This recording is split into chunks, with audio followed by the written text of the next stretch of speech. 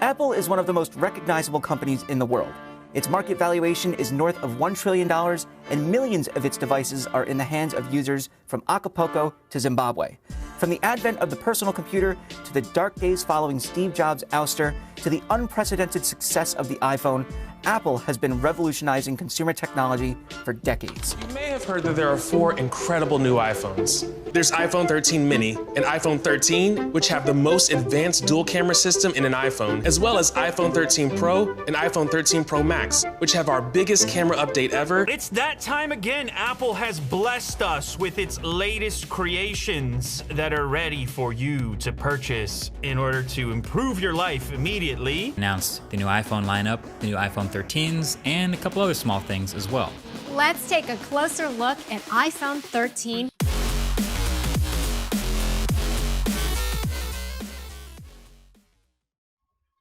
Hey guys, and welcome back to another episode of Tech Time. Today we're going to be reviewing the iPhone 13 and comparing it to the older models of Apple's latest products. And here today joining me is the one, the only, Abbas Khan. Hello, let's get right into it. Alright, so Abbas, as you know, the iPhone 13 has recently been released. Initial opinions. I like it.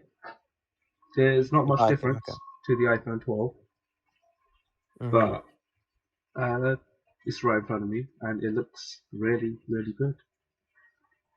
Yes, well, Apple never ceases to impress when it comes to the visuals of their products, but if we get down to the specs, which I have in front of me, size of the screen, the same Super Retina XDR display, 6.1, 5G on all phones.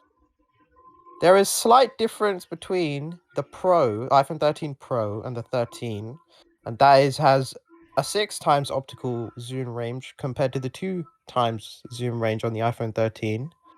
And I'm not sure what telephoto is. The 13 Pro has a telephoto. Yeah, that's just another way to take a picture. It isn't really that important, which is why I am a little bit disappointed why it isn't on the iPhone 13. It wouldn't have cost Apple that much, but I guess they do need a reason to make you buy the Max or the Pro. Yes, I agree. And also the Pro seems to have a LiDAR scanner for night mode. Oh, that is actually very good. See, compared to Android, where night mode is still relatively new, right? Okay. Apple has finally entered night mode, and this is their first real attempt at it. And Okay. after the initial testing, it actually looks like it could compete against the top Android phones. Right, so that is a step in the right direction, you would say.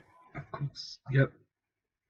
Comparing battery, now the iPhone 13 has 19 hours of battery life, compared to the 13 Pro, 22 hours, and then the 12, 17 hours. So not a big difference. Battery hasn't really affected me that much. The battery actual size has not changed between the 13 and the 12. So It how is have they actually the increased? new chip, the processor. The A15 chip is around 30% more efficient Oh, yes, okay. and more battery efficient as well, not just power efficient and speed efficient. It is very, very good. I think that is the main selling point. Each year they always manage to increase it, and they don't actually like releasing the exact size of the battery, Apple. So we always I have to see. usually guesstimate. But yeah, chances are they have not increased the actual battery size, but just made the entire phone just more efficient. Right. I'm looking at the specs for the chip. So iPhone 12, A14 Bionic chip. The Mhm. Pro and the 13, so 13 Pro and 13, have the A15 Bionic chip. There Yeah. is a slight difference with the Pro having a 5-core GPU compared to the 13, which has a 4-core GPU, which is the only difference I can see here. Yeah, that's not really too much big of a deal because Again, iPhones are really, really optimized. Usually, even the highest level iPhones are kitted out with 8 GB of RAM max, compared to Android, where you could go up to like 16 now. So it doesn't really matter too much. You'll be able to play, games at max settings, even with the iPhone 13. Those extra cords won't really make that much of an impact. Yes, yes. Okay. Okay. Looking at the ceramic shield, the 13 Pro has a stainless steel shield, while compared to the 12 and 13 have aluminum. Doesn't really affect us in any way, just a sort of a visual or I a mean, physical thing. it makes it feel more premium, in my opinion. Okay. I mean, I wouldn't say it adds weight to it, and it might be a placebo, but knowing that your phone is stainless steel instead of aluminium, to me, is a big deal. Right. Especially if you're paying above £800 for a phone. Okay, yes, leading on to that. The price ranges of the iPhone 13 is from £779, the 13 Pro 949 and above, whereas the 12 £679. Yeah, I think these are reasonable prices, unironically, because Apple phones tend to last long. Yes, and as we've seen in recent times, people are holding on to their iPhones longer, and not upgrading every year to the new phone. Which is a good thing. Yes, Well, not for Apple. but if I look at the features, and they're changing in features of Hmm. across the generation of phones, it's not that big to have such a big price jump, in my opinion. Uh, I'd have to disagree. Okay. Well, of course, it wouldn't have cost them like 800 quid to make the phone, but Oh, of course not. you're asking for quite a bit from Apple at this point. I mean, you need a phone that's completely reliable. And I don't think, as you're an avid Apple user, that in the beginning your phone has ever let you down, right? Yes, I can attest to that. I actually had an iPhone 6, which I kept for 6 years, funny Exactly. enough, and it only started breaking down a year before I just upgraded to the 12. So I Compared to can say they are something reliable. with Android, where if you buy the highest end phone, you're looking for only maybe 2 years of updates Okay. and 4 years of security patches, compared to if you buy the iPhone 13 now, you're almost guaranteed 4 years of iOS updates and almost 8 years of security patches. Okay. And ladies and gentlemen, Abbas is an avid Android user, Oh so yes, 100%. But so he knows what he's talking about. I have to give it to Apple this time. I think they did well. They didn't add too many features. I think they focused on reliability this time, which is understandable. Yes, of course. Anything you're disappointed with? I'd say I'm disappointed with the features change. If we're looking at the core feature changes, the iPhone 13 has the ability to change focus, is it?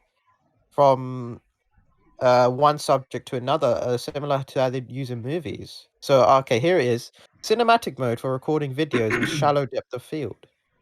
So it's able to change focus mid-recording, which wasn't possible in the previous phones. And that to me is the only key difference. And in my opinion, I think it's not worth it. iPhone 12 is cheaper, has Right. literally all the same features. If you're looking for slight upgrades, which only like a small percentage of people will be looking for, there is no reason to go for the iPhone 13 at this moment in time. Right. How much did you say the iPhone 12 was? iPhone 12 is from £679. Yeah, that's a 64 GB model. Yes, Whereas there is no 64 GB model for the iPhone 13, so you'd also be paying for the extra storage, right? that is true. You'd be paying for a better processor, Hmm. though the cameras have not changed at all. You will be getting longer updates, an extra year of updates. I think Mhm. once you take all of that into consideration, I would say it's worth it, Okay. in my opinion. So final verdict, Abbas thinks it's worth it. I do not think it's worth it. Let us know what you guys think in the comments below. Right, so moving on from that. So Abbas, you had some talking points?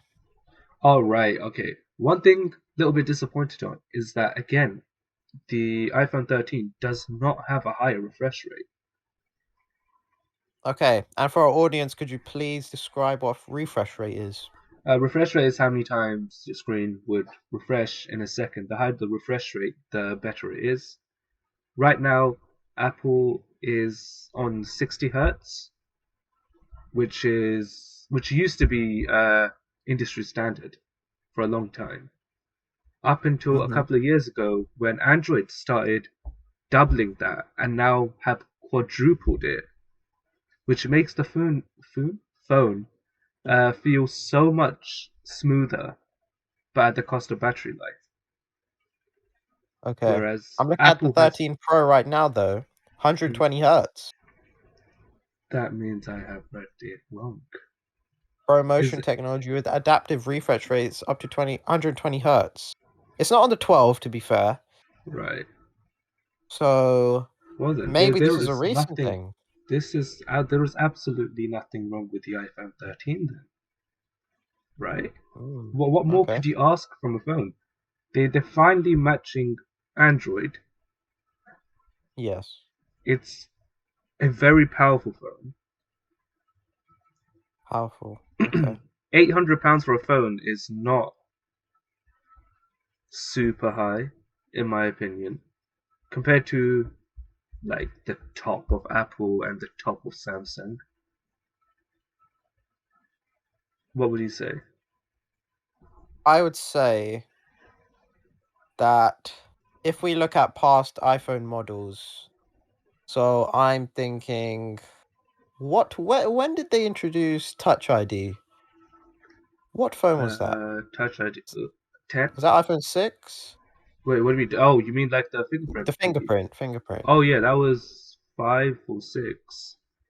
5 or 6. If we look back then at iPhone innovation, I feel it was at a much higher rate. Wouldn't you agree? I mean, iPhone wasn't the first one to implement Touch ID. Yes, yeah, of Of course. I think what they've done over the years is let other companies try, and then when they release it, it is guaranteed to work. Like earphones. We had The so many AirPods. wireless earphones for such a long time, but they were very, very low quality. And then you have Apple release the AirPods. They become the most selling wireless earphones, and for a good reason. They're the most reliable you could ask for. So Yeah, I they are think, optimized for Apple products. oh yeah, 100%, that is the small issue. You can't really use them with Android without losing out on a couple of features. But I think Apple has started going on the road of reliability over anything else. I think they've understood that the phones that they have now don't need to change that much. They've kind of perfected it, and if it's not broken, don't change it, right? Yes. I think each year they'll add small gimmicks. Maybe get rid of the charging port because of MagSafe and that charger thing. But I think the base core iPhone is not going to change for a long time. Okay. Yes, I do agree with some parts of what you're saying. However, going back to the AirPods, I actually bought the newest AirPods, third generation, right? So there is a difference with the new spatial audio feature, but I'd still reading up on the pros, the AirPod Pros, they have noise cancellation and a couple of other features. Which one would you say, even though you haven't used them, on paper are better? Well, on paper, not as spatial audio is not for everyone, as Yes, we've I talked agree with about that. before. Hmm. Noise cancellation, all I've heard is good things about it Of from course. like the pros. They've done it well. Honestly, as long as you have Apple products, I'll probably go with the pros.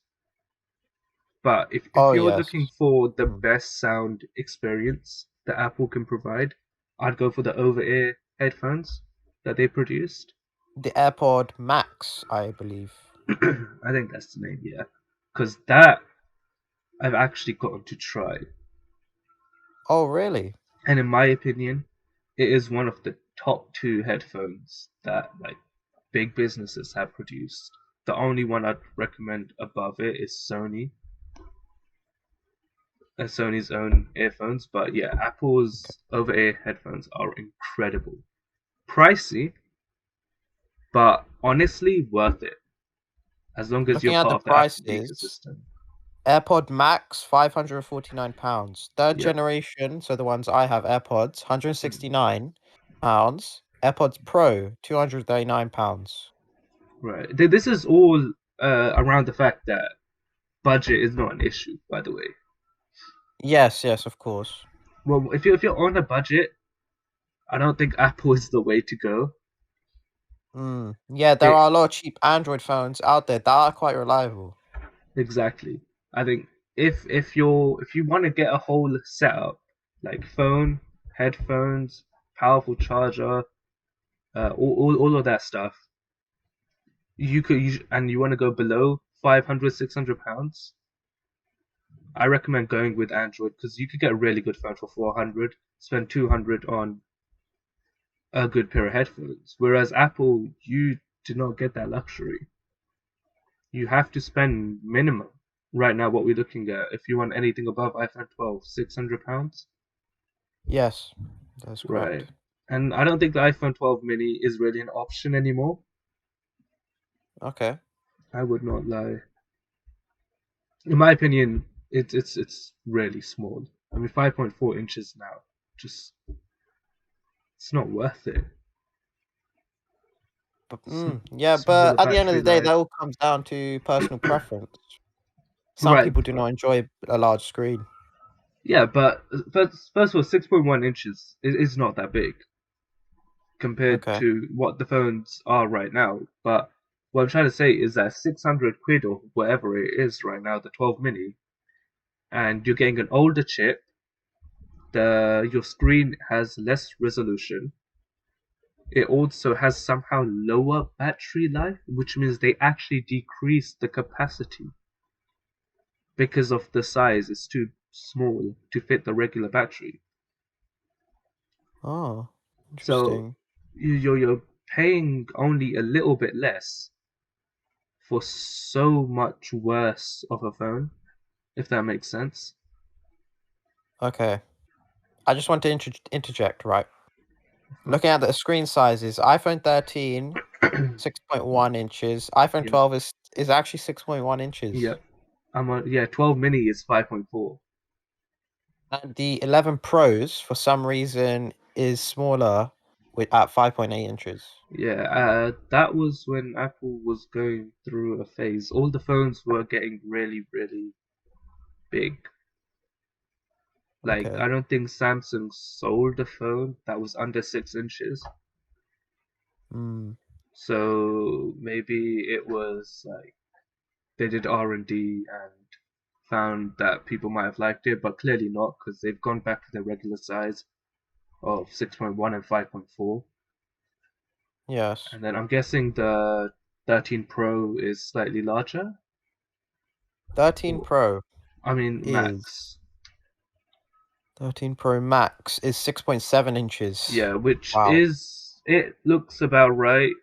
I mean, 6.7 inches for like the Mac, that's their best model, I believe, which is good. Like, I think Samsung has a Yes. couple of phones that are like 6.9, and then they also have the flip phones, which I was really hoping Apple would have announced something by now, right? Oh, yes, the flip phone. I mean, if you think about it, right now Samsung is the only business in the world who has a good foot in the flip phone market, right? It's almost a What's that monopoly. phone called again? Is it the Z Flip? The Z Flip, and then they have the Z Fold. Okay, okay. The Z Fold is the better one, Is and that then the latest one? they're two different like thingies, brands. Like you have the Z Fold, which Oh, opens like a book, okay. yeah, and the Z Yes. Flip is the one that flips open like one of them old style phones. Oh, okay. Yeah, yeah, Yeah, yeah. I get you. both good in their Yes. own way. The Z Fold is more expensive, obviously. It has so many more features, but yeah, no other business has been able to work it properly. Like Huawei have lost their right to sell in America. Oh, wasn't that due to the Chinese data leak or Yep, something like that? no Mm. Chinese versus America issue about chip parts and all of that stuff. Okay. So Huawei is kind of in trouble still, and any other iteration from other businesses has not really gone too well. Like Yes. Oppo tried it, did not go well. OnePlus have tried it, but they haven't even released the phone yet. I was really hoping Apple would have announced something. Maybe not release it this year, but at least talk about it. Yeah. Because in their ecosystem, they have not acknowledged it. I feel like it eventually will happen though. Maybe has Google announced any? Nope. That's the worst. No one, everyone's too scared to. Samsung got their Well, foot into the door too early. yeah, it is quite a new thing, I'd say, because do people really want to go back to that sort of style of phone? I mean, the Fold is great. Again, it's another phone that I've actually gotten to test out Yes. because people in my family have it, but it is incredible and it is worth it. It's a new experience, but it's not a gimmick. It's an experience that's here to stay now, I think. Wow. And I don't think Inspirational many words. other businesses are going to try until Apple does it. Like, we've all heard the controversy of Apple not releasing, having any chargers in the boxes, right? Oh, yes, they've I'm sure you removed remember. the Hmm. plug actually. They have the Which, wire, but yeah, you they have to have the buy the what? plug separately. Which is crazy. They say it's for the environment, but now you Yes, got to that is their reason. order a separate packaging just for a plug. Yes, yes. It is such a shame that they're doing this. And the worst part is, Android will copy. Samsung has already implemented it on their high-end phones. Google has talked about it. OnePlus has also talked about it. It is a shame that they're doing this, and I don't agree that it's for the environment. I feel it's just to save money, but that's just my opinion. Yeah, and also make more money for them because in the long run, if people are Oh, spending yes. more and staying with Apple for longer, then this will only earn them more money in the process. Yep, 100%. So I'd say we rounded everything, wouldn't you say? Yeah, I think we've talked about everything. So final verdict on the iPhone 13, Abbas, you? I think it's a good phone, especially with the 120 hertz. I think I might have read it wrong, but yeah, including that as a factor, I 100% recommend it. It is a solid phone that will last you a couple of years, and I think it's more of an investment now Mm. than just a And in luxury. my opinion is not worth it. I suggest you go with the iPhone 12, the iPhone 12 Pro, seeing as there is not enough innovation within the features and price point is a big difference there. But thank you, Abbas, for joining me on this podcast. My pleasure. And thank you guys for listening, and we'll see you next week. Bye bye.